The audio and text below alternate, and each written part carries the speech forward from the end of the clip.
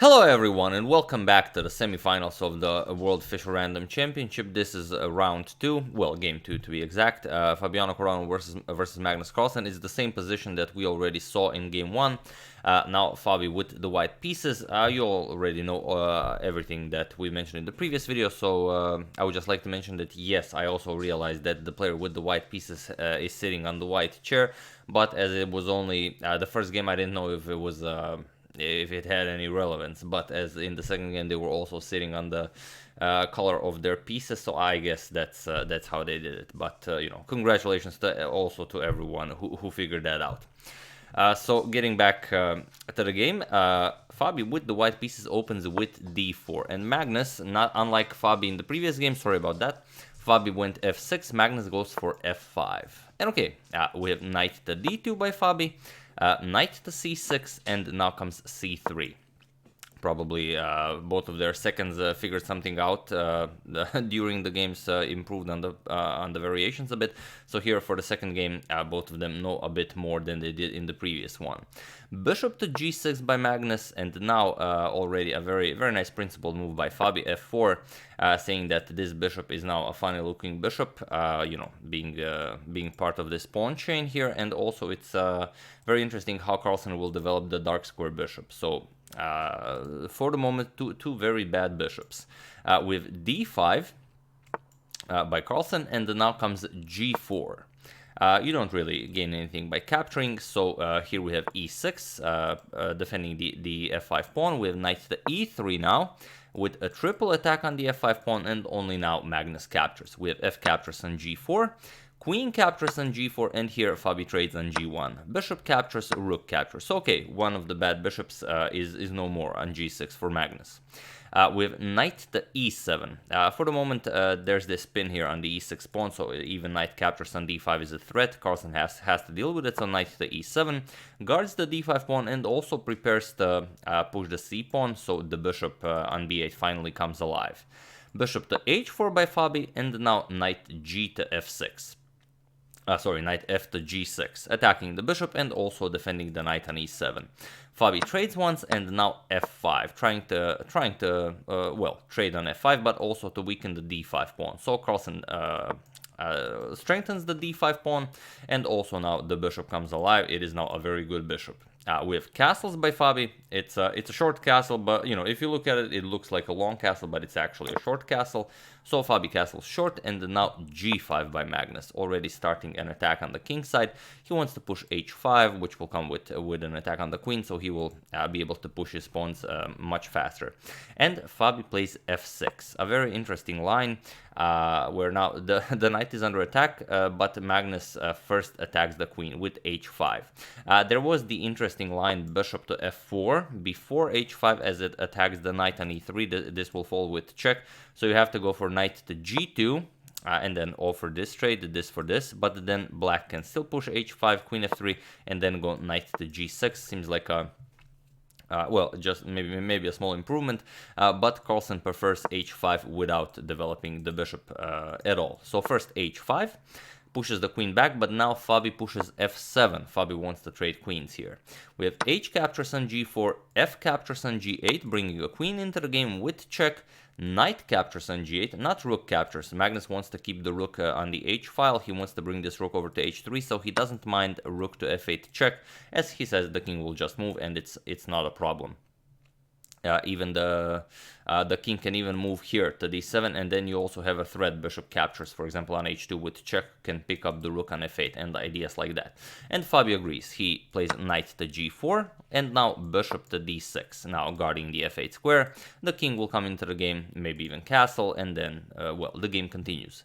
We have knight to f3, going after the g5 pawn, and now knight to h6 by Magnus. We have knight captures, rook captures, and now not capturing on g5 and allowing this trade on h2, as the bishop and the rook are attacking the h2 pawn, but rather knight to e5. Here we have king to c7, preparing to bring the other rook into the game, and now rook to f7 check. King to b6 by Magnus, and now rook b to f1. Fabi doubles up on the f file. With bishop captures on e5, d captures on e5, and now rook a to h8, preparing to capture on h2. So rook 1 to f2, Fabi defends, and now g4. now preparing to bring the rook over to h3 and try to create weaknesses on the queen side. For the moment, it's a very strong pawn, but if you can get maybe a5, a4, and a3 in, you could maybe weaken it. We have rook 7 to f6 now, offering a trade, and here Carlsen just moves it back. Rook to h3. He offers the pawn here, but grabbing it right away runs into g3, so you have to calculate a lot here, not something you want to allow black. For example, h captures, rook captures with check. Now you can't go here because of rook h1 checkmate, so you have to block with the rook, and only then rook to e3, and okay, it's a pawn up for white, but it's a doubled e pawn. You can always play rook e4. It's not an awkward spot for a rook. Once you get to e4, it's a perfectly fine position. So after rook to h3, we have rook to g2. Fabi doesn't allow g3, and now comes rook to e3, going after the pawn, but not really, as Fabi plays rook captures on e6. So Carlsen gives up a pawn for the moment, but his rooks are much more active for the moment with a5, and here king to f2. You don't want to grab this guy, then you lose all of the, well, the e2 pawn and the queenside pawns as well. So king to f2 first, rook to e4, now defending the g4 pawn, and now rook to e7, not allowing Carlsen's king to go deeper into the position as the b7 pawn is under attack, and also you're making room to start pushing your passed pawn. So rook to h5. Carlsen is now ready to pick up the e5 pawn, and now comes king to e1. First rook back to h3, and now e6. He doesn't like to go for all the trades and then lose his g4 pawn. He prefers to keep the position intact and keep his active rooks. With e6 by Fabi, Fabi starts to push his pass pawn. This is what you always must do with pass pawns. And a4, now hoping for a3 to create some weaknesses here on the c3 pawn. With a3 by Fabi, of course not allowing it, and now king to a6, either preparing to push the b5 pawn, or if white plays something else like rook to e8, what Fabi did. Now the king no longer has to guard the b7 pawn. Now the king can start marching down the board. Fabi, of course, is preparing to push the pawn even further with king to b5 by Magnus, and now the situation on the clock is 9 minutes Fabi and 13 minutes Carlsen. So here Carlsen is a bit up on the clock, and they yet still have to make 8 more moves. So e7 by Fabi, and now rook to h7. It would be unfortunate for Magnus to go king to c4. It seems like a great idea, king c4 to b3. But if you do this, white would win the game here. So you can even pause the video and try to take advantage of this silly mistake that never actually happened. While I give you a couple of seconds. For those of you who were able to do it, congratulations, you are an excellent rook endgame player. And for those of you who just want to enjoy the show, it's rook captures on g4. I've seen this happen really often in classical chess, in any types of tournaments. So you have to know this. Now you have to capture the rook, because once the rook moves, your rook will not be able to go up and down as it's basically pinned. So you have to capture the rook, and then rook to a8 now prepares to queen the pawn, and you have to give back the rook. You cannot give back this rook because the rook captures, and then with check, and then you pick up the rook, and then you just queen the pawn. So you have to block with this rook, and then you just get rook captures on a4 with check first, king to b3. Now you capture this guy with allowing to capture on e7. Now rook captures on e7, and after rook b4 check, you also defend your b2 pawn. So after the king moves, you would have 5 pawns to 3 pawns, and most likely a winning rook endgame.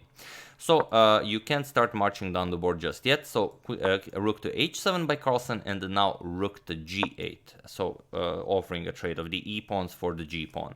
We have rook h captures on e7 by Carlsen, and now rook 8 captures on g4.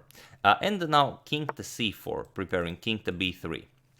Fabi trades here a pair of rooks, rook captures, d captures, and now h4. Fabi again starts pushing his pass pawn, and e3 by Magnus. So it's a bit of a problem for Caruana's king, as currently you can't really move it anywhere. You have to be careful about any back rank ideas. Okay, for the moment there aren't any, but anything can happen. We have rook to g4 by Fabi with check, king to b3, now ready to capture on b2, but maybe not just yet, as you would lose the a4 pawn. So rook to b4 check first, Fabi takes it with tempo, king to c2, and now rook captures on a4. And the situation on the clock is 17 minutes Fabi now, 7 minutes Magnus. And I think the first time I misspoke, Carlsen was always lower on time, so sorry about that. But it's already a move 39, so they each have to make one more move until move 40. So king captures on b2 by Carlsen, this is move 40, and both of them now reach time control. And Fabi starts pushing the pass pawn with h5. King captures on c3 for Magnus, and now h6. And here, rook to h7. Carlsen played this, and I will mention this because it has something to do with the title of the video, why why rook to h7. But I will only mention it after the game. Yeah, I will mention it after the game. So rook to h7, going after the pawn, and here Fabi defends it with rook to h4. So of course not interested in trading this very strong passed pawn. And here Carlsen went b5. Just started to push his passed pawns. He wants to get c5 and c4. Maybe c5 was even better, as Fabi's main defensive resources is to bring his king into the game this way. The problem with c5 right away is that it's much faster. For example, king f1, now c4, you can just move the king, start pushing it all the way. So it's hard to say if c5 or b5 would have been better here. But okay, b5 for Carlsen. We have king to f1. This is the only good defensive idea for Fabi. c5 now, and rook to h5, going after one of these pawns, but now c4, allowing Fabi to grab on b5, but then he loses the h6 pawn. And the situation on the clock is 10 minutes Fabi, 13 minutes Carlsen now. So now it's Fabi who's lower on the clock. We have king to g2, preparing king to f3, and now king to d2, now going after this pawn. King to f3, of course, defending. If you trade here, rook captures on b5, king captures on e2, then the two pass pawns will be too strong. So king to f3, this is what I was mentioning earlier. Maybe if Carlsen started pushing the c pawn instead of the b pawn, maybe this defensive resource would not have been available for Fabi. But they were both very low on the clock, so you have to make moves. With c3 for Carlsen, now already this is a very dangerous pass pawn. Rook to d5 with check, king to c1, and now here Fabi has to defend his h6 pawn, and he should have defended it with rook to h5, and he defended it with rook to d6, but it's just it's not as simple as that. But it's again a principled idea to put a rook behind the pass pawn, and we often see very strong players miss this idea. Of course, it's never this simple, but it's just more often than not that it is correct. So rook to d6 was played, defending the pawn this way, but now Carlsen just plays c2. So he's ready to move the king and queen his pawn. Fabi plays rook to b6, now attacking the b5 pawn, but now king to d2. Now threatening to queen the pawn this way, not going to b2, where Fabi could pick it up with check. So Fabi plays rook to d6 with check.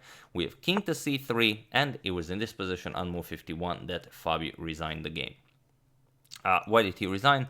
Well, whatever you play here, you could start checking, rook c6 check, but then you reach the b2 square, and now you made a full circle, and white is not in time. The white rook is not on b6 to pick it up with check. So here you don't really have a good option. If you try rook captures, just rook captures on h6, and you can't even capture the rook because check. This comes with check, and you pick up the rook here. So you would have to play rook captures on c2, but here white has no counterplay. And even if you don't start checking with rook to c6 check, there is no good alternative. King f4, still just king b2. Next move, you queen the pawn. So really just amazing how such a wild game can it all ends up here, whether you put the rook behind the pass pawn or rook to d6. But there you have it. That's how chess is.